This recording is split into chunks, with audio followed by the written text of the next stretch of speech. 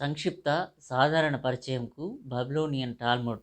దీనిపై మా తాజా సాహిత్య సంస్థ యొక్క రూపాన్ని మేము కొన్ని వివరణాత్మక వ్యాఖ్యలను అవసరమని భావిస్తున్నాం. క్రింది టాల్ముడ్ యొక్క మూలం యొక్క సంక్షిప్త రూపురేఖలు ఇక్కడ చర్చించబడిన ప్రశ్నలతో వ్యవహరించే సాధారణ పద్ధతి నుండి మనం వైదొలిగినట్లు భావించవచ్చు. సంక్షిప్తత కొరకు అధికారులను ఉదహరించడం మానుకున్నాం. మా ప్రకటనల ఆధారంగా ఉంటాయి కాబట్టి హిబ్రూ సాహిత్యంలో ప్రసిద్ధి చెందిన అధికారుల మద్దతు లేకుండా మేము ఒక్క ప్రకటన కూడా చేసే సాహసం చేయబోమని మేము ఇక్కడ ప్రకటించాలనుకుంటున్నాం. జుడాయిజం యొక్క చారిత్రక పురోగతిలో మనకు ఉత్తమంగా ప్రామాణీకరించబడిన అభిప్రాయాలను ఎంచుకోవడం మా పద్ధతి.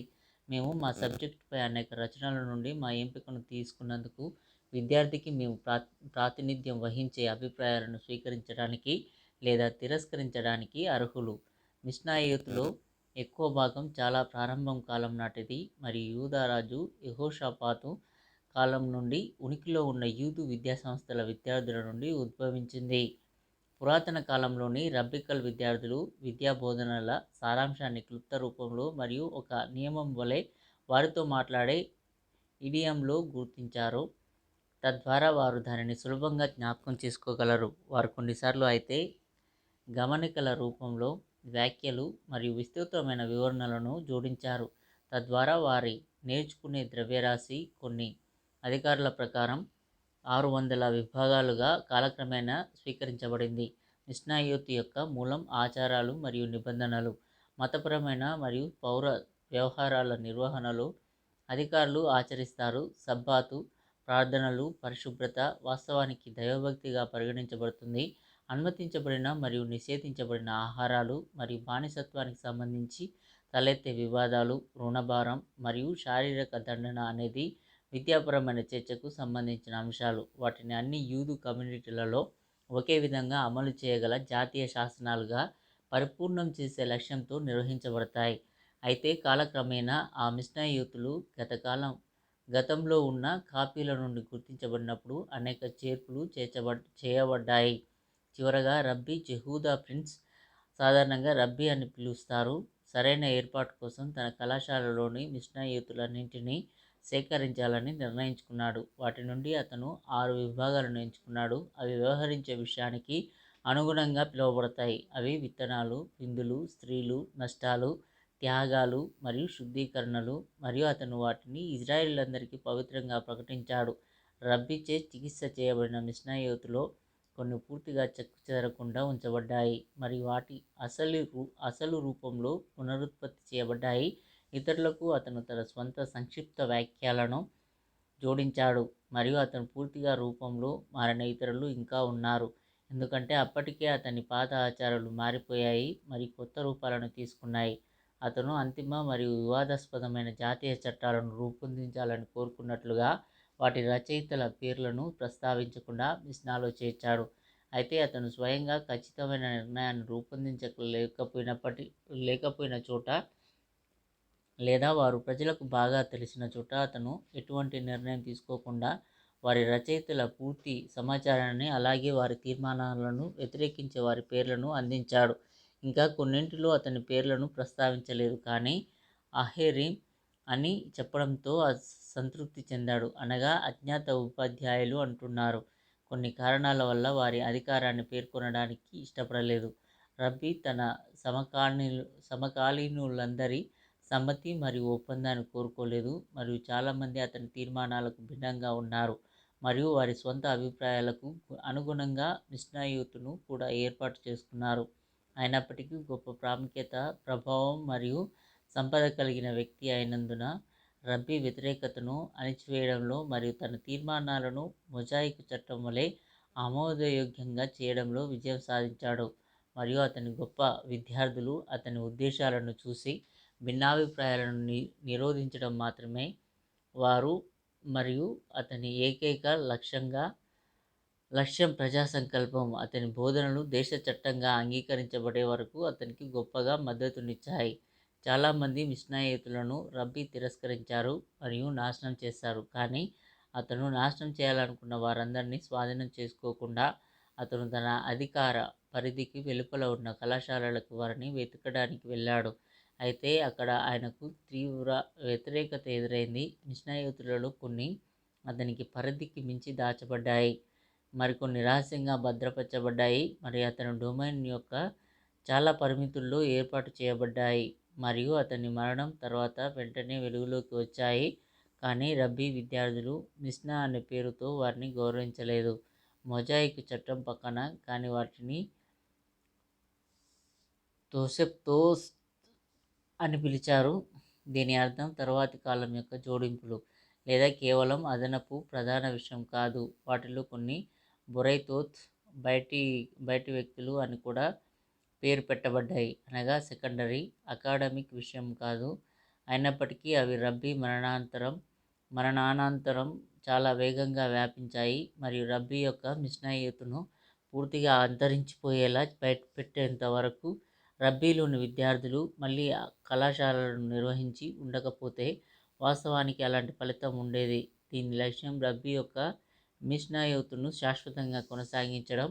వారు కూడా దీనిని సాధించారు. ఆ పాత్ర యొక్క కళాశాలలు బబులోనులోని రబ్ మరియు షామ్యూల్ మరియు పాలస్తీనాలోని రబ్బీ జనై మరియు రబ్బీ జోహానాను. ఈ కళాశాలలు రబ్బీ యొక్క మిషనరీయతను బొరేతోత్ యొక్క బోధనలతో వివరించడానికి మరియు సమన్వయం చేయడానికి గట్టి ప్రయత్నాలు చేశాయి. సాధారణంగా రబ్బీ హయ్యా మరియు రబ్బీ హుషియాల బోధనలుగా పరిగణించబడుతున్నాయి. వీరు ప్రజలచే గొప్పగా ఆరాధించబడ్డారు. కొన్ని సమయాల్లో రబ్బీ యొక్క మిష్నా సంక్షిప్తపరచబడింది మరియు బొరైతా యొక్క టెక్స్టుతో భర్తీ చేయబడింది లేదా వ్యతిరేక అభిప్రాయంతో వివరించబడింది, తద్వారా దానిని రెండవ దానితో సామరస్యంగా ఉంచడానికి లేదా కొత్త పరిస్థితులు మరియు ఆచారాల యొక్క పర్యవసాన మార్పులకు అనుగుణంగా వాస్తవానికి ముగింపు కారణమైంది. మిష్నా అయితే వారు తమ ఉద్దేశాన్ని సరిపోయే ఇతర మార్గం కనిపించని చోట వారు రబ్బీ పాఠంలో వారి స్వంత కూర్పు యొక్క కొత్త మిష్నాను చొప్పించారు. మిష్నా ఆఫ్ రబ్బీలో లేదా బొరైతోత్ మరియు తొసెప్తాలో ప్రస్తావించబడిన ఉపాధ్యాయులను తానాయిం ఏకవచనం తానా అని పిలుస్తారు. ఇది బోధకులు, ఆచార్యులు, కళాశాలల బోధనలు కొన్ని శతాబ్దాల కాలాన్ని కవర్ చేస్తాయి. ఇది కూడా అనుచరులను కనుగొని సాంప్రదాయ చట్టంగా మారింది. దీనిని ముగింపుగా సూచిస్తూ జెమెరా అని పిలుస్తారు. మిష్నా మరియు బొరైతాలను సమన్వయం చేయడం మరియు చాలా సందర్భాలలో చట్టం యొక్క సిద్ధాంతానికి సంబంధించిన తుది నిర్ణయానికి రావడం ఉద్దేశం.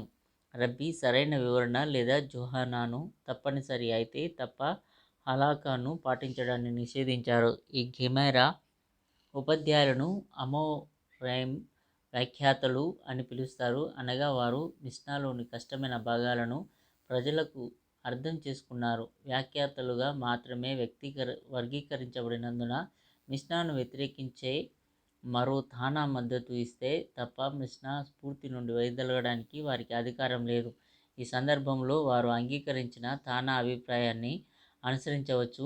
5వ శతాబ్దం చివరిలో అమోరైమ్ యొక్క 3వ శతాబ్దం నివసించిన రబీనా మరియు ఆషి గెమెరాను ఏర్పాటు చేయడం ప్రారంభించారు, కానీ విజయవంతం కాలేదు మరియు దానిని ఏర్పాటు చేయడానికి రెండవసారి ప్రారంభించారు. దురదృష్టవశాత్తు వారు తమ పనిని పూర్తి చేసేలోపే మరణించారు మరియు గెమెరా తన కళాశాల గమ్యస్థానం అని ముందే ఊహించిన పుంబెడితలోని చివరి సబూరైక్ కళాశాల ప్రెసిడెంట్ రబానా జోస్ దృశ్యంలో కనిపించే వరకు చేతి నుండి చేతికి ప్రసారం అయ్యే అవకాశాలను పొందవలసి వచ్చింది.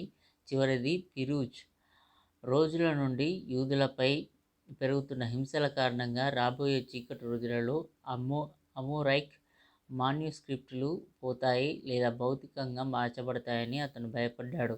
కాబట్టి అతని సమకాలీన సహచరులందరినీ పిలిచి తదుపరి జోడింపులను నిషేధిస్తూ టాల్ముడ్ను త్వరగా మూసివేశాడు.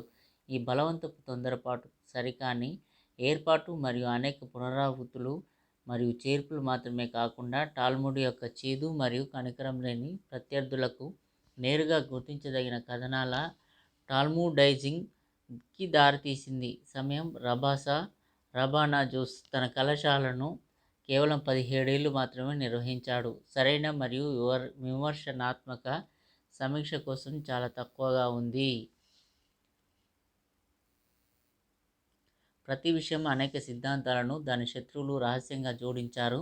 దాని అనుచరులకు అసహ్యకరమైన ఉద్దేశంతో అటువంటి పాత్ర యొక్క వ్యక్తీకరణ దట్ ఆఫ్ హార్ ఆషి ఒక కల్పితం. ఇది టాల్ముడ్ అంతటా అనేక సార్లు పునరావృతం చేయబడింది మరియు ఇది ఏ విధంగానూ అమోరైమ్తో ఉద్భవించలేదు. ఇది ఒక నియమం ప్రకారం వారి వ్యక్తీకరణలలో చాలా జాగ్రత్తగా ఉండేది మరియు హాషి మరియు అతని కుమారుడైన మార్ వంటి తాల్ముడికల్ అధికారులకు దీనిని వర్తింపజేయాలని లేదా ఇలాంటి వ్యక్తీకరణలను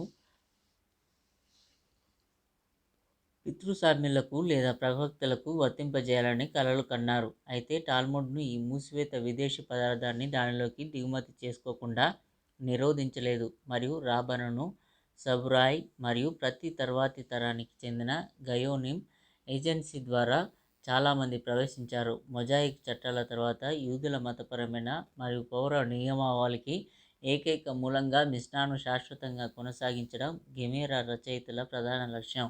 వారు తమ శక్తినంతా చర్చకు మళ్లించడమే కాకుండా దాని తగ్గింపులను పరిపూర్ణం చేశారు. చాలా పదాలు మరియు అక్షరాలు బైబిల్ వలె ప్రేరేపితమైనవి మరియు పవిత్రమైనవి. కొన్నిసార్లు నిరుపయోగమైన పదం లేదా అక్షరం నుండి తీర్మానాలను ఏర్పరుస్తాయి. తరచుగా మిష్నా వారి రోజుల్లో స్థిరపడిన ఆచారంతో విభేదిస్తున్నట్లు వారు కనుగొన్నప్పుడు వారు భిన్నమైన అంశాల మధ్య సామరస్యాన్ని నెలకొల్పడంలో విజయం సాధించే వరకు సూక్ష్మ విచారణ మరియు సూక్ష్మ చర్చలను ఆశ్రయించారు. ఈ ప్రయత్నాలన్నీ మౌఖిక చట్టాన్ని వ్యతిరేకించే మరియు వ్రాతపూర్వక చట్టానికి పూర్తిగా కట్టుబడి ఉండే వివిధ వర్గాల వాదనలను తిరస్కరించడానికి నిర్దేశించబడ్డాయి. అందువల్ల గెమెరా యొక్క రబ్బీలు మినాలన్ దాని మూలం ఎక్కడ నుండి లేదా మినో హన్నే మిలి దీనర్థం ఇదంతా ఎక్కడ నుండి తీసివేయబడింది. బైబిల్లో స్పష్టంగా పేర్కొనబడని ఒక విషయం యొక్క చికిత్సలో మరియు ఆశ్చర్యార్థకమైన వ్యాఖ్య పెషిత ఇది స్వయం స్పష్టంగా ఉంది. ఇతర వివరణలను అంగీకరించని లేఖనాలలో స్పష్టంగా వివరించబడిన విషయాలకు సంబంధించి అదే మూలం ప్రశ్న లెమై హెలికేతా ఈ హలాకా ఏ ప్రయోజనం కోసం చెప్పబడింది వాడుకలో లేని ఆచారాన్ని సూచిస్తుంది. టాల్ముడ్ యొక్క సాధారణ చరిత్ర కోసం చాలా ఎక్కువ ఫుట్నోట్స్.